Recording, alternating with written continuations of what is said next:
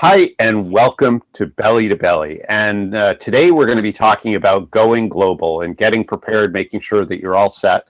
And for those who don't know, Going Global is a big event that helps UK companies who are looking to expand globally.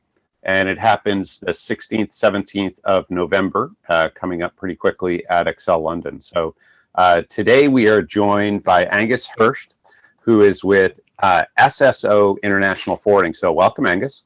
Thank you very much for having me. It's wonderful to have you. And I think obviously we're thinking about these companies, UK companies, so be it going global and interested in expanding internationally. And obviously many of them will be looking for partners and resources to help them do that. And you will be exhibiting, you'll be speaking. And so, one of the really nice things that we can do here is give folks a little bit of an indication of what you do. So those that are interested can pre-contact and maybe at Going Global itself, you're having a second level conversation as opposed to, all preliminary. So do you want to give us just a little overview on SSO? Yeah, sure. So we're SSO International Forwarding, and essentially what we see ourselves as is a bit like a travel agent. So when you're booking a holiday, obviously you can employ a travel agent to take care of the details for you and take care of the ins and outs of it for you. And it's the same thing with freight forwarding and sort of trading internationally. We've got a lot of companies who trade within the UK, send things within the UK. And when you sort of expand that internationally, there's a lot more things to take into account. Customs clearance, especially post-Brexit, now that we aren't in the European Customs Union. You've got to deal with the shipping lines, you've got to deal with certain lanes and delivery, in the destination country or vice versa. So there's a lot of different aspects to an international supply chain. And what SSO International tried to do is to essentially take that away from you so that you're only dealing with the one company who can organize something end to end. And that's where we come into it. Fantastic. And so are there certain industries that you find are best fits? No, there's no best fit really, because obviously the internet going global, as you'd like to say, it's just a case of expanding your market. So trading within the country that you're based in is great, but if you think about it, your market could be expanded, tenfold by trading internationally, and that's where we come in to be able to assist companies in those first steps, or if it's there may be companies out there who have been trading for years internationally, but maybe not be doing it in the best way. It may not be the most efficient supply chain that they've got going. So we can do consultancy and see, how these supply chains can be improved, because things change all the time, especially post-Brexit. We are here to sort of offer that service as consultancy, or if a company's starting out, we detail out the steps that they need to take, and we detail exactly what needs to be done and how it needs to be done. Brilliant. Oh, that's awesome. So going global, why in particular does this event attract you? What is it about the event that's particularly important for your work? Well, I think that post-Brexit, since the UK left the European Union, there's been an awful lot of companies who have been hesitant of trading internationally, whether it's in the European Union or, to China, to the USA. It's a big stumbling block for them because, obviously in the news, it is a massive thing that, the previous 30 years, it's completely changed the way that we deal internationally and trading internationally. So a lot of companies have been put off by that. And, that shows in the figures of the export and import markets since Brexit, that the figures really have gone down. But what we want to show is that you can still trade with, the European Union, you can still trade internationally. It's just needing that expertise to be able to point you in the right direction and provide you with the best service. Yeah, that's a lot to navigate for sure to get through the export side for sure. Yeah, it is. I mean, especially since Brexit, the forms, especially with customs clearances, and just the general having to deal with shipping lines, having to deal with carriers is a lot, and it can be extremely overwhelming, particularly if, for your small to medium businesses where maybe the staff aren't in place with a logistics department or a supply chain manager. It's just something that does appear too much for people who, especially small to medium businesses, because that's where we aim to come as an intermediary So that essentially you're dealing with one company who can take you that end to end, and that's the service that we aim to offer. And it's a service that that we try and spread the word on to show that people can trade internationally. It's not as complex as it seems, as long as you're using the right people and you're doing the right things. Makes sense. Yeah. Well, it's nice to give someone else your headache. So that's a good thing. So yeah, I'm used to people giving me their headaches. So, a last topic area, and that is thinking about some of the companies that are coming. Some will have been to trade fairs and trade shows before.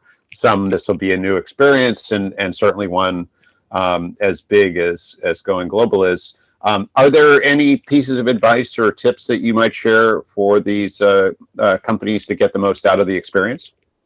Yeah, I mean, obviously preparation is key. You need to have a think about your business, what you are looking to achieve in your business within the next year, where you sort of, you need that assistance. What is it you're trying to do? Are you trying to trade internationally for the first time? Are you already trading internationally, but, maybe want to look at duty savings and sort of customs regimes? What is it that you really want from there? And then from there, you can pick out what speeches will be best for you, what seminars will be best for you. So the particular seminar that I'll be leading, we'll be talking about customs regimes, duty savings, bringing into the UK and importing into the UK, how you can cut down those margins that you're currently paying to HM revenue and customs. So it's just about preparation. What do you think is the best thing for your business that your business will benefit from, and just doing that preparation in advance. That makes sense. Prepare, and be focused. Right. That's always good. So one last question. This is something I'm observing. Our business is all around helping companies go to trade shows and trade fairs and get the most out of that process. Something I'm noticing post-COVID is a pretty good percentage of people are no longer carrying business cards, or maybe they just haven't printed new ones since COVID, or I'm not really sure. But what are your thoughts? Are you pro-business card? Are you anti-business card? I mean, I've got my own business cards, but I must say I don't use them as much as I used to. Definitely not. I think the future's with QR codes. So my own one, I've got a QR code on. Yeah. You can scan the QR code and it'll save my number and my details to your phone and your contact. So right. Yeah, I mean, a lot of things have changed post-COVID. I mean, as we're doing today, everything's over Teams, everything's over Zoom. Even when you are down the road, it's just it's a different way of communicating now. But I always like getting out there and seeing someone face to face. And it's pretty hard to replace the face to face long term. I mean, I think you're a bit too far away, to be honest, Bill, over in America. But maybe next time. Well, I'll be in London for Going Global, so there we go. Then I'll bring my business card. Yeah, exactly. Well, the one thing I would say about business cards and what we're seeing, and in fact, we just hosted an event for a client last night.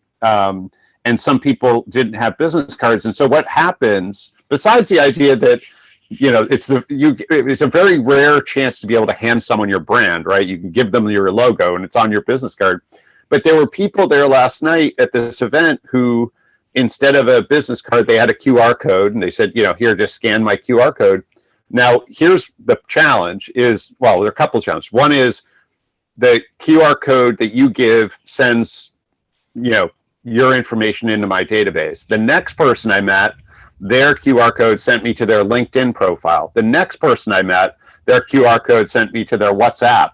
And so there's no common database that all this info goes to. So the next morning, the only people you remember you met are those that handed you something tangible. And in fact, you can take notes on that. If your info goes into my database, I can't easily go, well, Angus, I need to follow up with him regarding X or Y, so that, I still carry a pen around and actually make notes. And I guess it just seems like there's it's one of those things. It's very easy, I think, to not carry them, but you're not really thinking about the person you're meeting and making it easy for them to transact business with you, because there's no standard electronic, sort of database for this kind of stuff. So everybody has their own sort of system, and Yeah. Anyway, I think enough said there, but I'll be there in November with my business cards. all right. Thanks, Angus. Awesome. Well, very good. This has been super. It's been great to talk to you. I can't wait to meet you in London in about 4 weeks. So that'll be a lot of fun. Sounds good. Yeah. Thanks for your time, Angus. I really appreciate it. No problem at all. Thank you very much for having me, and I'll see you and anyone else in London.